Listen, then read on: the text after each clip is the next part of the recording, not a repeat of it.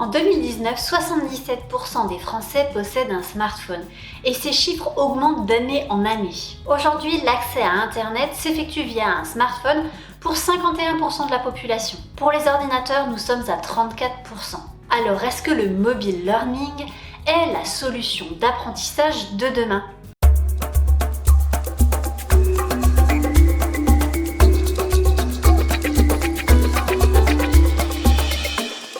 Bonjour à tous, alors est-ce que le mobile learning est la solution d'apprentissage pour tous ? Alors, pas vraiment.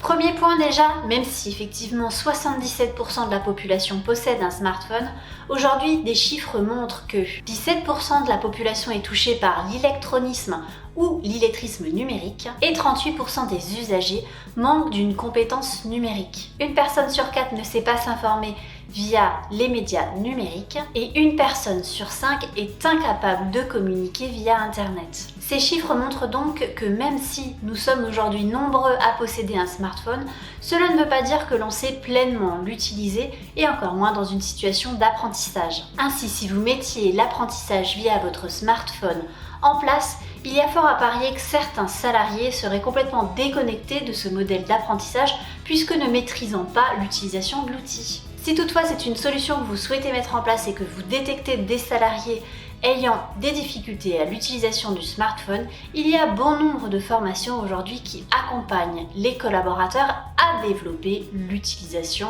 du smartphone. Une fois le frein numérique levé, vous pouvez alors mettre en place des formations via le smartphone. Ce modèle de formation revêt un certain nombre d'avantages. Le premier, c'est la capacité à apprendre partout. Effectivement, nous sommes toujours avec nos smartphones.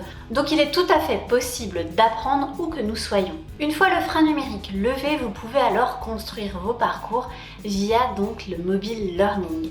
Premier avantage, c'est qu'effectivement, ces parcours-là, vous pouvez les construire sur mesure. Il suffira à travers des tests d'identifier quelles sont les compétences que vous souhaitez voir développées par vos collaborateurs. Tout comme ce que l'on ferait en organisme de formation, vous pouvez le faire donc via un smartphone. Vous avez aussi la possibilité de mettre en place des animations pour rendre l'approche formative beaucoup plus ludique. Second point intéressant, nous avons toujours notre smartphone sur nous et donc il est possible d'apprendre partout.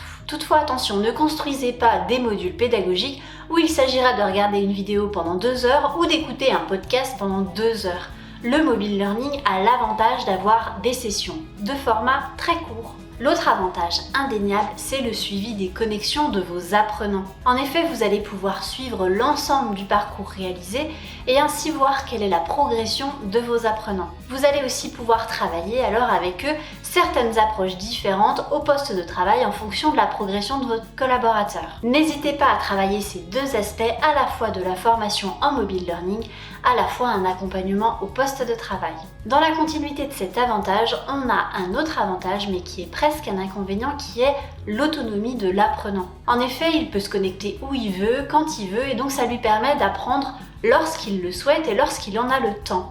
Et c'est là où des fois c'est un peu complexe parce qu'on se rend compte que la formation passe dans un second voire dans un troisième temps et donc il n'est pas possible pour l'apprenant de progresser. C'est aussi la nécessité de suivre les connexions de vos apprenants. Lorsque vous voyez une baisse de connexion, n'hésitez pas à relancer le process de formation à travers des badges ou à travers un forum.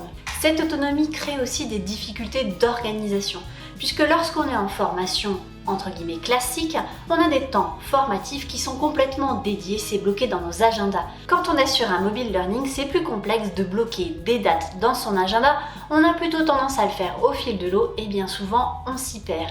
Alors attention à cet avantage qui est quand même pour moi indéniablement un inconvénient. Le mobile learning est bien souvent aussi un format en asynchrone, c'est-à-dire que l'apprenant ne va pas être en contact direct avec le formateur.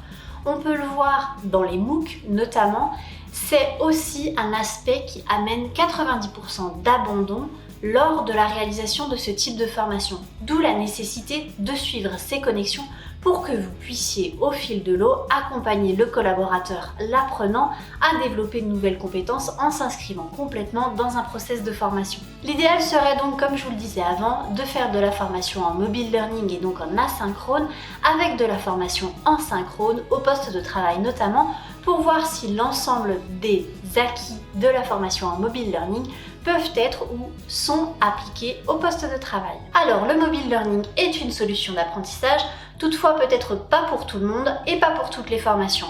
Je vous préconise toujours un suivi pour créer une dynamique d'apprentissage. Si vous êtes intéressé par le mobile learning, étudiez bien en amont vos besoins. Alors, à vos smartphones et à bientôt pour de nouvelles vidéos.